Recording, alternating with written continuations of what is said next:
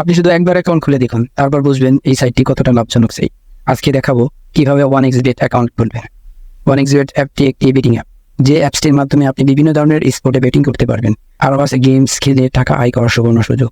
যাদের ফোনে 1xBet অ্যাপসটি নেই তারা যে কোনো ব্রাউজারে গিয়ে এই অ্যাপসটি ডাউনলোড করে নেবেন। তো বন্ধুরা, আর দেরি না করে 1xBet অ্যাপ কীভাবে অ্যাকাউন্ট খুলবেন তা শিখে নিই। এখানে স্ক্রিনে দেখতে পাচ্ছেন লগ ইন এবং রেজিস্ট্রেশন নামে দুটি অপশন আছে।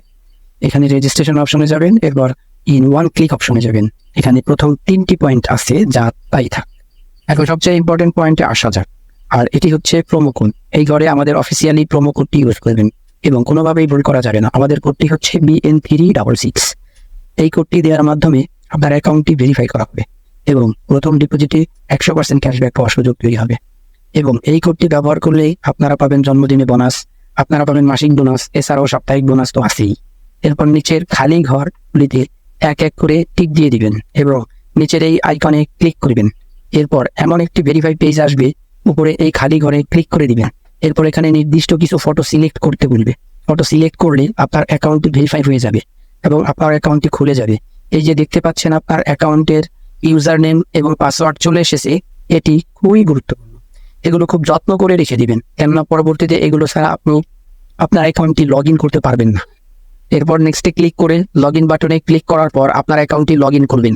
এরপর দেখব আমাদের অ্যাকাউন্টে আমরা কিভাবে ভেরিফাই করব। এজন্য আমরা নিচের এই মেনু বাটনে ক্লিক করে দিব এবং আমরা দেখব আমাদের সামনে এমন একটি পেজ চলে আসছে।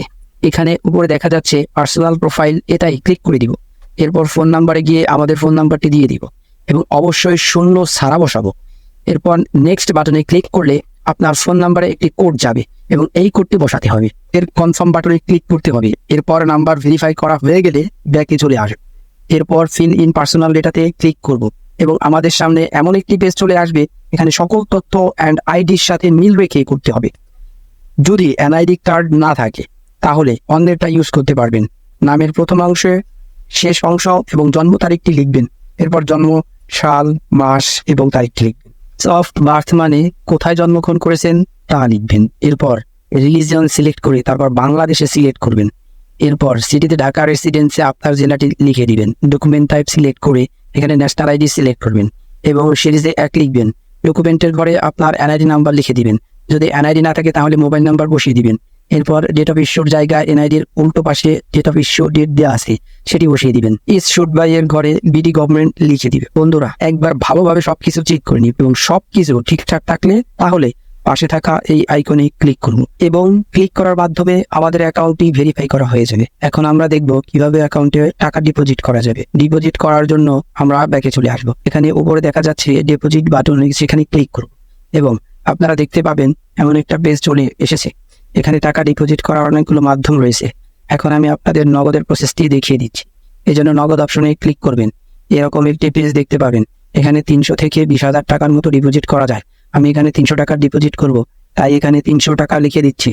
এখন কোন নাম্বারে টাকা পাঠাবেন তাই তো ভাবছেন?